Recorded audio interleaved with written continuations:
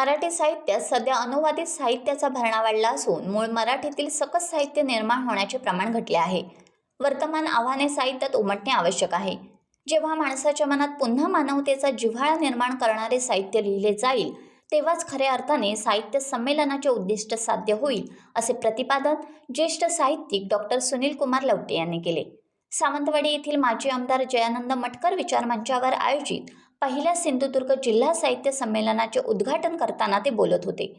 हे संमेलन मराठी भाषा विभाग, महाराष्ट्र राज्य साहित्य व संस्कृती मंडळ आणि श्रीराम वाचन मंदिर व क्रीडा भवन यांच्या संयुक्त विद्यमाने आयोजित करण्यात आले आहे। या प्रसंगी संमेलनाध्यक्षा प्रसिद्ध लेखिका नीरजा, माजी राज्यमंत्री प्रवीण भोसले, तहसीलदार श्रीधर पाटील, स्वागताध्यक्ष प्रवीण बांदेकर, श्रीराम वाचन मंदिरचे अध्यक्ष प्रसाद पावसकर, सचिव रमेश बोंद्रे, कार्याध्यक्ष ॲडव्होकेट संदीप निंबाळकर, भरत गावडे, विठ्ठल कदम, बाळ बोर्डेकर, राजेश मोंडकर, अरुण पंडुरकर यांसह अनेक मान्यवर उपस्थित होते।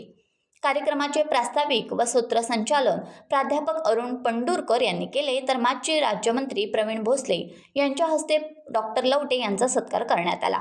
175 वर्षांची परंपरा असलेल्या श्रीराम वाचन मंदिरच्या कार्याचाही यावेळी गौरव करण्यात आला।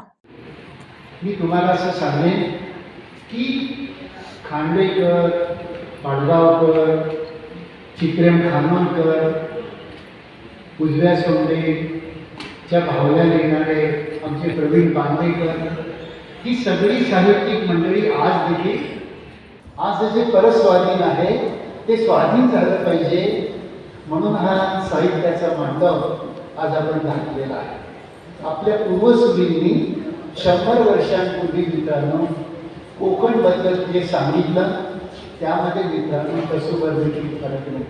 वरवरचे फरक झाले, म्हणजे धोतर गेलं आणि पॅन्ट आली, नऊवारी गेली आणि साडी आली, चुडीदार आली, हे आपले सगळे वरवरचे फरक आहेत।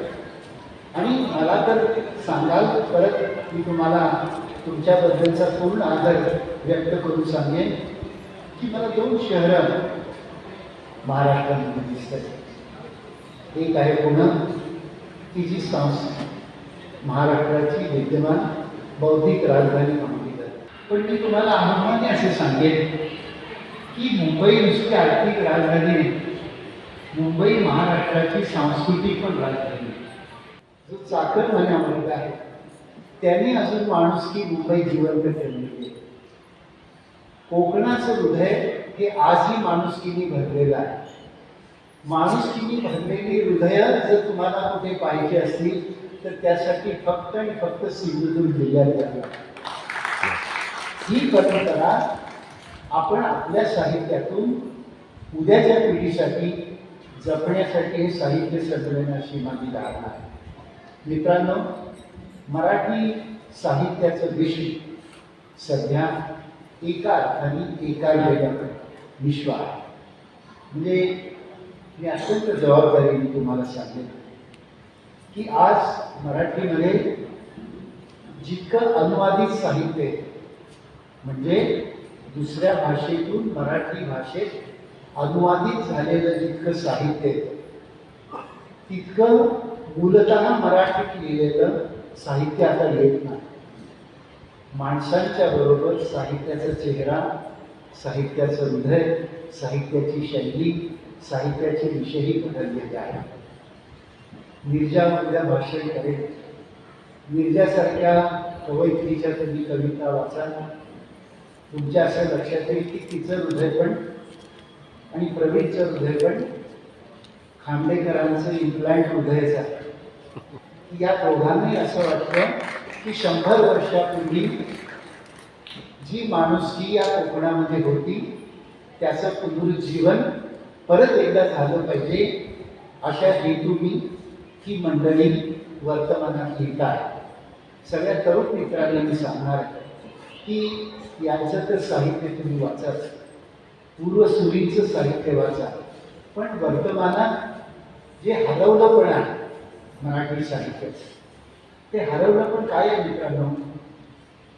हरवलं पण असं आहे की आपल्याला इंग्रजी कादंबऱ्या जास्त मोहक वाटतात। आपल्याला जीवनशैलीच्या अंगाने लिहिलेली इंग्रजी पुस्तकं जास्त प्रिय वाटतात। आपली मातृभाषा मराठी तिचा आपण एका अर्थाने घरोघरी उपेक्षा करतो आहोत. कोकणात कमी आहे, पण पश्चिम महाराष्ट्रात ते जास्त आहे. आमच्याकडे तर सगळ्या मराठी शाळा बंद पडायला लागलेल्या आहेत. दुसरं एक चित्र मित्रांनो आपल्याकडे शिक्षणात आव्हान देणार असं आहे की व्यवस्था आहे पण शिक्षण नाही, असे एक उद्ध्वस्त जगामध्ये आपण जगतो आहोत. हे सगळं वर्तमानातली आव्हानं आपल्या साहित्यापुढे आहे. मी असं म्हणतो की सध्या मराठीमध्ये हाऊ डू लिटरेचर म्हणजे लाडू कसे करावे, स्वेटर कसे गुलावे, भावगोरा कसा घालावा, रेसिपी कशी करावी याची चलती आहे. मित्रांनो, जेव्हा माणसं असं वाचायला लागतात ना, तर असं समजूनच घ्या की त्यांचं डोकं गुडघ्यात आलेलं आहे. परत आपलं डोकं डोक्याच्या जागी नेण्याची वेळ आहे. हे साहित्य संमेलन माणसाचं डोकं परत डोक्यात ठेवण्यासाठी आणि त्या मानवी बुद्धीचं पुनरुज्जीवन करून परत मानवतेचा दिवा जागवण्यासाठी हे संमेलन नवी सुरुवात ठरेल अशी अपेक्षा व्यक्त करतो. तुमच्या या पहिल्या साहित्य संमेलनाचं उद्घाटन झालं असं जाहीर करतो. टाइम्स डिजिटलला लाईक करा, सबस्क्राईब करा, शेअर करा आणि बेल आयकॉन दाबायला विसरू नका. पाहत रहा टाइम्स डिजिटल.